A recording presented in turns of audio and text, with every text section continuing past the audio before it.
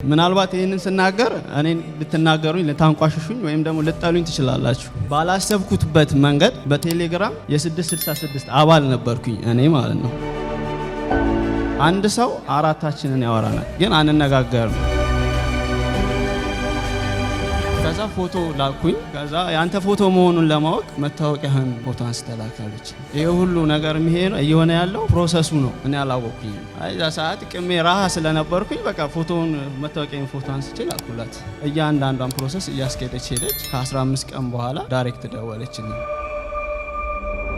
ልክ ስደውል የማላውቀው ስልክ ነው። አናገርናት። ታናገራት የሚሰማኝ ድምፅ ራቅ ያለ ነው። አመናችሁም አላመናችሁም 40 ሺህ ብር ነው የተላከልኝ በአንዴ ማለት ነው። ደነገጥን።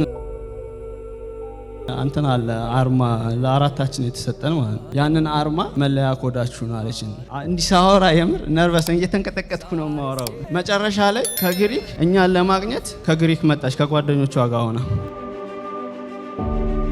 ብር የሚወጣው ብር እንጃ ለማመን ያስቸግራል። ቦርሳ ውስጥ የያዘቻቸው ብሮች በጣም ጨቅ የሆነ ብር ነው ይወጣል። ደብረ ዘይት መተን የመጨረሻ ነገር አለ እና ያንን ነገር እናርገና እንለያይ ተባባል። ምንድነው የምናደርገው? እንደዚህ በቃ ሙሉ ታሪኩን ነገረችኝ። እያንዳንዷን ፕሮሰስ እንደጨረስኩኝና የመጨረሻ ፕሮሰስ ይቀረኝ በደሜ ለመገዛት በደሙ ለመፈረም ነበር። በኔ ደም ለመፈረም ከዛ ምን ብዬ ነው የምፈርመው አልኳት። ሉሲፈር ብለህ በደም ትፈርማለህ እና ቤተክርስቲያን ያለች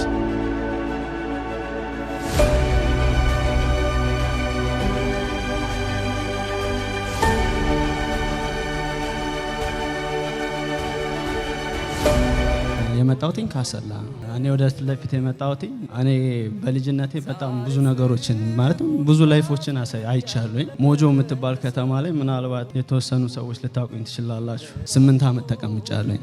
4 ሙዞች አሉ። ከአራቱ ሙዝ አንደኛው ሙዝ ሰኞ ዕለት እዚህ መጥቼ የቆምኩት እኔ ነኝ። አንተ መተህ በምታስተምረኝ ሰዓት እየላትከኝ ከጨለማ ህይወት ውስጥ እያወጣኸኝ ነው የመጣሁትኝ። ምናልባት ይሄንን ስናገር እኔን ልትናገሩኝ ልታንቋሽሹኝ ወይም ደግሞ ልጠሉኝ ትችላላችሁ። ባላሰብኩትበት መንገድ በቴሌግራም የ666 አባል ነበርኩኝ እኔ ማለት ነው። ያንን የሆንኩበት ምክንያት ቴሌግራም እንደኔ የሚጠቀም የለም። ስራ ቦታ ፍሪ ዋይፋይ ነው የምንጠቀመው። ቴሌግራም ላይ የሆነ ቴክስት መጣልኝ። ያንን ቴክስት እየመለስኩኝ አወራለኝ። ምን ልበላችሁ በቃ በጣም ቆንጆ የሆነ ሴት አለቻ። እንደዛ አይነት ሴት ነች የምታወራኝ። ስልኬን ከየት አገኘች ስላት ከፌስቡክ ላይ ነው የወሰድኩት። ማውራት ጀመርን። በቃ ኖርማል ታወራኛለች። ፎቶ ላክልኝ ስትለኝ ፎቶዬን ስልክላት ከጓደኞቼ ጋር ቁጭ ብለን ዶክሜንቶች እየሰራን ፎቶ ተነሳን አንድ ላይ ሆነ እና አራታችን ፎቶ ስልክላት እየቃምን ነበረ ተሰብስበን። ከነዛ ፎቶዎች ውስጥ አየች 3ቱን ወሰደቻቸው ወደ ራሷ ማለት ነው። አንድ ሰው አራታችንን ያወራናል ግን አንነጋገርም። ምክንያቱም ይሄ ነገር ብዙም እኔ ባለትዳርም ስለነበርኩ በሰዓቱ ብዙም ደስተኛ አይደለሁኝም። አወራለሁኝ ዘግቼ ነው ስልኬን የምገባው። ስገባ ወደ ቤት ከዛ ፎቶ ላኩኝ። ከዛ ያንተ ፎቶ መሆኑን ለማወቅ መታወቂያህን ፎቶ አንስተላካለች። ይሄ ሁሉ ነገር እየሆነ ያለው ፕሮሰሱ ነው። እኔ አላወኩኝም። አይዛ ሰዓት ቅሜ ራሃ ስለነበርኩኝ በቃ ፎቶውን መታወቂያን ፎቶ አንስቼ ላኩላት። እያንዳንዷን ፕሮሰስ እያስኬደች ሄደች። ከ15 ቀን በኋላ ዳይሬክት ደወለችልኝ። ስደውልልኝ የአዳማ ልጅ ነኝ ያለች ነው የምታወራኝ። ልክ ስደውል የማላውቀው ስልክ ነው። አናገርናት። ታናገራት የሚሰማኝ ድምፅ ራቅ ያለ ነው። ከዛ በቃ በግልጽ ንገሪኝ፣ ያለውን ነገር ንገሪኝ፣ ማንነትሽን ንገሪኝ። ከኔ ደወልሽልኝ ስላ ከግሪክ ነው ደወለችልኝ። ከግሪክ ደወላልኝ። ለአንዳንድ ነገር የሚሆነ የተወሰነ ብር ልላክልህ አካውንት ልላክልኝ አለች። ንግድ ባንክ አካውንት ዝም ብዬ ዝም ብዬ ነው ላኩላት። አመናችሁም አላመናችሁም 40 ሺህ ብር ነው የተላከልኝ በአንዴ ማለት ነው። ደነገጥን። ሶስታችንም ደንግጠን ይሄ ብር ቼክ እናድርገው እስቲ እንሂድ ባንክ ተባብለ 10 ሺህ ብር ጻፍንና ዝም ብለን ሰጠኝ። ወላ 30 ሺህ ብር ቀሪ እንዳለኝ ዲፖዚት እንዳለኝ ተደርጎ ተሰጠኝ። ደነገጥን። በቃ ያንን ብር ይዘን ደብረ ዘይት እንሄዳለን። በቃ ብር እያወጣን እንሄዳለን። የሆነ ሰዓት ላይ በቃ ምን ልበላችሁ የሆነ የማይታመን ነገሮችን ትልክልኛለች። እንደውም የሆነ አንተና አለ አርማ ለአራታችን የተሰጠን ማለት ነው። ያንን አርማ መለያ ኮዳችሁን አለችን። እንዲሳወራ የምር ነርቨስ እየተንቀጠቀጥኩ ነው የማወራው። መጨረሻ ላይ ከግሪክ እኛን ለማግኘት ከግሪክ መጣች ከጓደኞቿ ጋር ሆና። ብር ስላለን ቦሌ ሄደን በቪትስ ነው የተቀበልናት። ክላስ አስይዘናት ምን ብለን ተመልሰን መጣን። ሄደን እናገኛታለን፣ እንዝናናለን፣ እንበላለን፣ እንጠጣለን። አትነግረን የለንም። ብር የሚወጣው ብር እንጃ ለማመን ያስቸግራል። ቦርሳ ውስጥ የያዘቻቸው ብሮች በጣም ጨቅ የሆነ ብር ነው።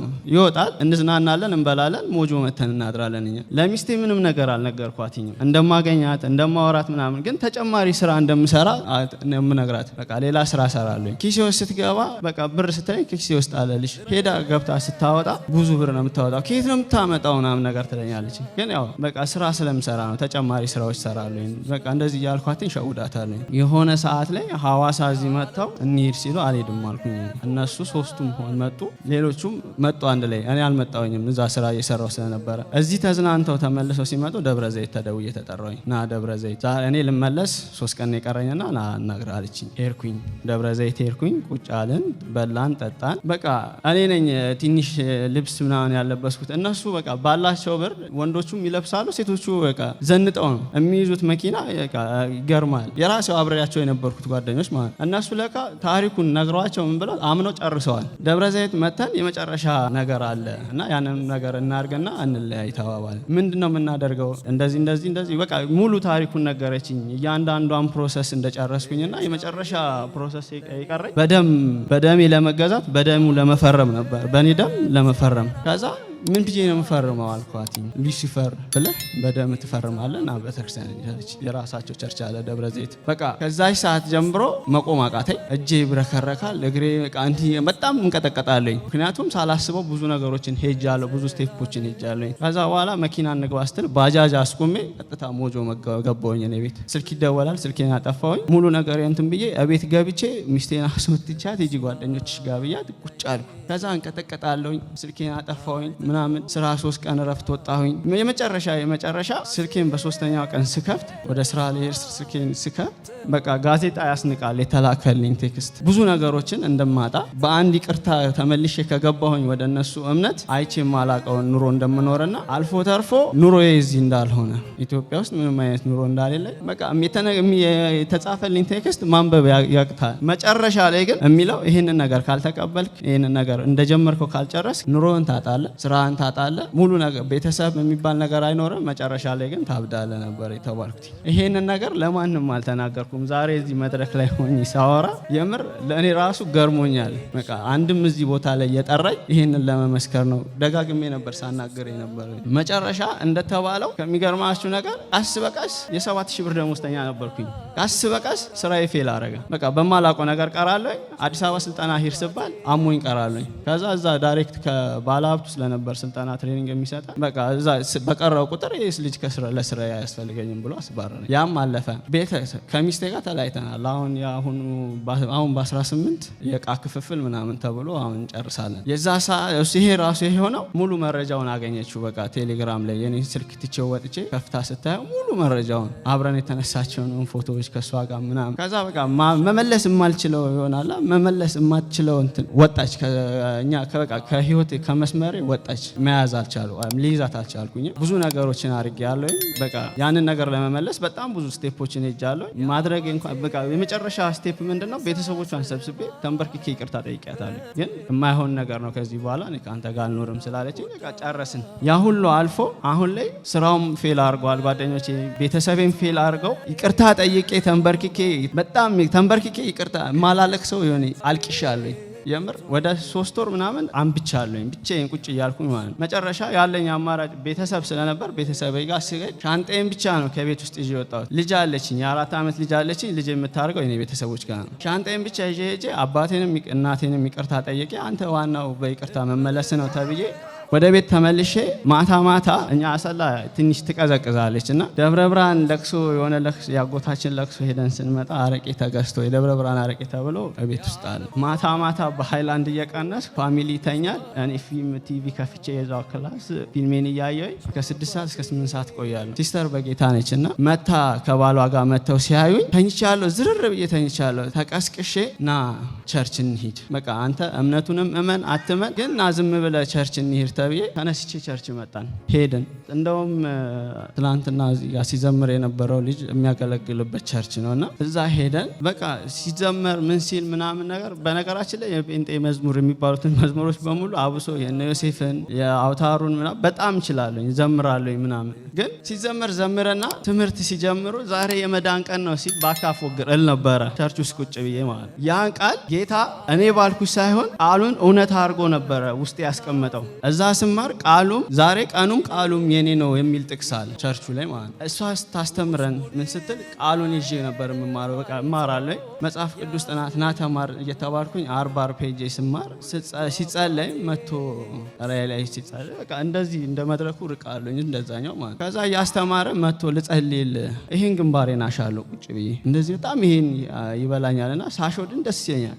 እንደዛ ርቄ ቁጭ ብዬ መጥቶ ሲጸልይልኝ ራሴን ሲነካኝ አውቀዋለሁ። በቃ እዚህ ጋር ሲይዘኝ አውቀዋለሁ። ከዛ በኋላ ግን መጥቼ ብንን ከተኛውበት ስነሳ የትናየት መጥቼ መድረክ ስር ነው የተኛሁት። ከዛ ለብቻ አናገሩኝ እያንዳንዱን ነገር ሲነግሩኝ በቃ ጮሆ ለፍልፎልኝ ከላይ ላይ ሄዷል። ምን ተረዳን ሳስተምር እኔ ባጭሩ ልንገርህና አንተ እያንዳንዷን ነገር ስትነግረኝ እዛ ጋር መተኸኝ በቃ በኩርኩም ብለኸኝ መተህ የምትመለስ ነው የሚመስለው። ከሚገርም ነገር ከሰው ለየት አንዳንድ ሰው ከሰው ለየት ይላል ነው ያልከኛ እውነቱን ነው። እኔ ከተማሪ ደፍተር እንደዚህ ሲይዝ አያያዜ እንደዛ አይደለም። ማስታወሻ የሚጀመረው ከፊት ለፊት ነው። አመናችሁም አላመናችሁም እኔ ማስታወሻ የጀመርኩትኝ ከኋላ ነው የጀመርኩት። ሲያስተምር ማለት ከዚህ ጋር ነበር መጀመሪያ ያለብኝ። ከኋላ ነው እንዳለ የጀመርኩት። ለየት ማለት እንፈልግ ነበር። ግን እግዚአብሔር የተመሰገነ ይሁን። ዩኒክ መሆን አላማው ነው አይደለ? በቀደም ሳስተምር ነበር። ከምኞት ዓለም ውስጥ ወጥቻለሁ። አሁን እግዚአብሔር የተመሰገነ ይሁን። አላማዬ ልጄ እኔ ያለፍኩ ያለሁትን መስመር ሳይሆን በጌታ ፍቅር መልካም ሆና በቃ እኔ ያየሁትን ስቃይ እንድታይ አልፈልግም። በጣም ይቅርታ የምጠይቃት አንደኛ እሷን እቤት ውስጥ አብረን በቃ እኔ ጋር ፋሚሊዎች እኔ ጋር ስለሆነች ትመጣና ታየኝና አትቀስቅሽው ተኝቷል ትላታለች። ለማዘር ይተኛ ተዩ አትንኪው ትላታለች። እሷ ማዘር ትጨንቃታል። እኔም ቁርስ አልበላም። በመጀመሪያ ደረጃ እናቴ ከምንም እና ከማንም በላይ ኖሮኝም እንኳን ቸግሮ ይሆን እንደ ያልሽኝ በቃ ምን ልበልሽ በጣም ወድሻለሁ። ከልጆቿ ማስበልጣ የምትወደኝ እኔ ነው። 3 ነንና ከዛ ውጪ እናቴ በጣም ይቅርታ እስካሁን ድረስ ለበደልኩሽ ነገር። አባቴ ዘመዶቹ ፊት አዋርጄሃለሁ። ያኔ እኔ አይደለሁኝምና እኔ አልነበርኩምና በላይ ላይ የነበረው መንፈስ ነውና አባቴ እወድሃለሁ፣ አከብርሃለሁ። የብቻ ወንድ ልጅ ነኝ። በቃ ምንም ባጠፋ ዝም ብሎ እሺ ዝም ይለኛል እና አባቴ በጣም እወድሃለሁ፣ ይቅርታ አድርገልኝ። ሲቀጥል እህትና ወንድሞቼ እኔ መጥቼ እንደተማርኩት ኔክስት ይር እናንተ ናችሁ የምትመጡት። ይዣችሁ ነው የምመጣው። ይሄ ቃሌ ነው። አመሰግናለሁ።